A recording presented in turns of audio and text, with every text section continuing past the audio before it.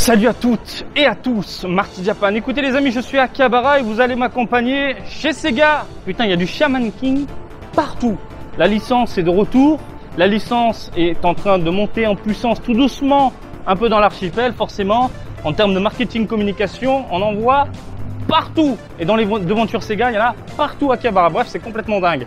Aujourd'hui, ce que je vous propose, c'est une vidéo que maintenant vous allez avoir l'habitude de voir sur la chaîne, puisqu'on va se pencher sur les nouveautés dans les Game Center. Aujourd'hui, du Dragon Ball, du One Piece, et après je sais pas ce qu'il y a dans les environs, mais je sais qu'en ce moment ils exhibent les nouveautés concernant Dragon Ball et One Piece, et j'ai vraiment envie de voir ça de mes yeux, étant donné que ce sont les produits définitifs. Bien évidemment, selon les figurines, je pense que je vais craquer ou non. J'espère que dans l'univers Dragon Ball, il y a quand même du lourd en termes de rendu. Et là, je vous ferai un déballage bien plus poussé. Et je pense particulièrement à la Trunks de Varrock. Bref, j'arrête de parler. Tu es chaud, je suis chaud et on y va. Nouveauté dans les parages, eh bien nous avons ici la Matchmakers de Trunks en Super Saiyajin qui est juste magnifique. Elle est magnifique, elle est incroyable. Varrock a fait un travail excellent parce que c'est Varrock qui a conçu cette figurine là et du coup le produit final est juste sublime. Les cheveux en pointe, les textures, les nuances. Je veux la décortiquer. Je veux vous la présenter de A à Z. Voilà. Franchement, putain, le regard. Qu'est-ce que tu veux d'autre? Qu'est-ce que tu veux d'autre? Donc du coup, ça sort très bientôt, durant le mois de juin, dans les Game Center japonais. Ça envoie du steak. Ça, on l'avait déjà vu. Je reviens pas dessus. Par contre, autre nouveauté, Dragon Ball Legends Collab, c'est disponible et elle est magnifique. J'avais peur d'avoir un rendu, de voir surtout un rendu, mais très plastique, dégueulasse. Franchement, c'était l'une de mes craintes, mais faut faire confiance parce que je trouve Dragon Ball Legends, c'est de la tuerie quoi. Grosse tuerie. Rien à dire. Le côté mat est superbe. Pourquoi Marty t'as l'air de... C'est bizarre Marty t'as l'air de bugger. Non. Juste je l'admire en fait. Et je sais pas quoi dire. Les yeux sont superbes, très bien réalisés. Les couleurs sont top. J'aime bien le côté très terne du jaune au niveau des cheveux. C'est juste incroyable. Incroyable. Ça envoie du steak. Les autres figurines dans les parages, rien de fou. Je vous ai déjà présenté tout ça. Les deux grosses nouveautés côté Dragon Ball, c'est bien évidemment le Gotenks et le Trunks. Les deux finissent à la maison. Allez, on continue les gens avec autre nouveauté, Manwood Gold D. Roger avec Edward Newgate qui est dans les parages. Alors on en avait parlé lors des sorties du mois. J'avais dit putain la taille c'est minuscule.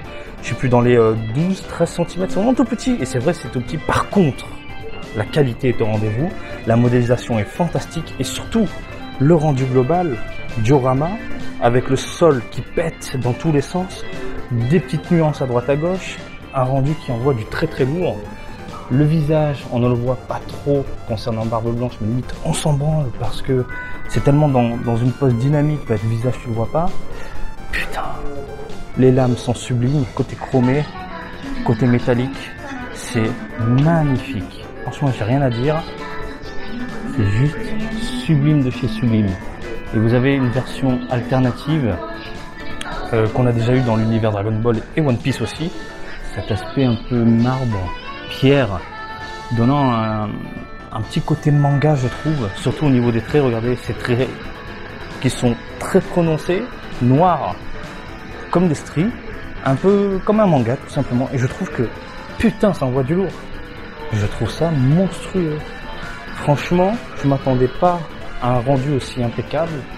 Et au final, c'est de la bombe atomique. Regardez, pour vous donner une idée, vous avez de la WCF juste à côté, qui est vraiment minuscule, la base des WCF.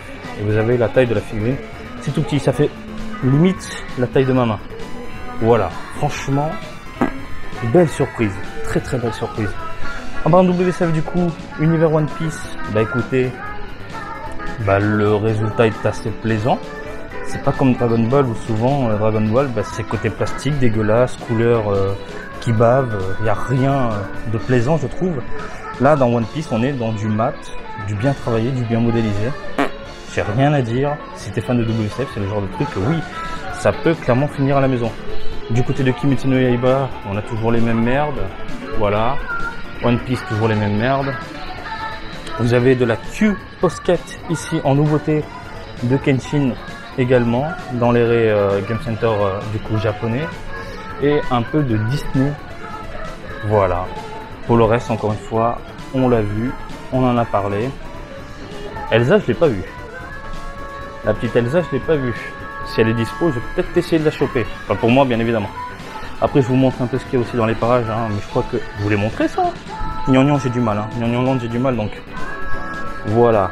Ah, le duo qui tue. Écoutez, on a fait le tour. Du côté de My Hero Academia, pareil. On a fait le tour. Voilà, voilà. Bah écoutez, ça finit à la maison. Et ça finit à la maison. Regardez, autre nouveauté dans les parages, et c'est un truc que je vous recommande de faire assez souvent, ils l'ont fait. Quand vous avez un support transparent, comme là, sous les yeux, vous pouvez mettre ce que j'appelle des supports LED en dessous pour donner un effet particulier du coup à la figurine. Et je trouve que ça envoie du steak. Voilà, les petites lumières comme ça jouent beaucoup sur le rendu global. Franchement, c'est pas mal, hein. C'est pas mal. T'as vraiment l'impression qu'il y a un effet d'eau qui surgit directement du sol et qui suit un peu le mouvement du personnage. Très très plaisant. Vite fait concernant la modélisation, magnifique. Les ailes sont superbes. Il y a du mat, il y a du plastique dégueu, il y a de la modélisation correcte, pâtée et bien réalisée. Il y a un peu de tout, mais globalement, je suis désolé. Peut-être que ils me tiennent par les robignoles avec la petite LED. Hein. Moi, je suis Monsieur Lumière. Hein. Dès que tu mets un peu de LED, je suis en mode putain, ça tue. Mais franchement, c'est très très bien. J'ai rien à dire. Chapeau. Dans le Gnangnan Land, il y a de la demoiselle qui est au milieu. Alors, je ne connais pas du tout cette licence. Donc, si vous connaissez, écoutez, faites-vous plaisir. Ça sort du coup prochainement au Japon. Les deux sur la gauche viennent de paraître ou vont paraître tout simplement dans les Ufocatures au Japon. Donc, durant le mois de juin. Les deux demoiselles à droite, c'était en mai. Donc voilà, vous pouvez faire un petit diorama, un petit set. À vous de voir. Je vois bien un Vegeta en plein milieu, sans l'armure. Vous m'avez compris. Bref les gens, on a fait le tour. On a fait le tour. Shaman King me rend dingue. Parce que ça fait partie de mon enfance également. Enfin, de mon adolescence. Bref, vous l'avez vu dans cette vidéo. Côté Dragon Ball, je veux la Trunks. Je veux la Gotenks. Je veux tout. Côté One Piece, heureusement, je ne fais pas trop la licence. Et oui, j'ai dit trop parce que j'ai quand même quelques figurines à la maison. Mais là, les mini-figurines avec un socle qui défonce, le côté diorama, le côté on se rend dans le tas, le côté chromé, métallisé sur les différentes parties des armes. Mais voilà, c'est la preuve que Bandai, de temps en temps, quand ils se cassent le cul, même pour des produits de 10 cm, ils arrivent à t'en mettre plein la gueule. Et le truc, c'est que ce genre de produit, tout petit, tu peux les mettre où tu veux. T'as pas trop de place à la maison, t'inquiète. Ça va s'incruster avec, je sais pas, tu peux le mettre à côté de ta télé, dans la cuisine, avec tes casseroles, voilà. Ça, tu mets à côté, ça passe nickel.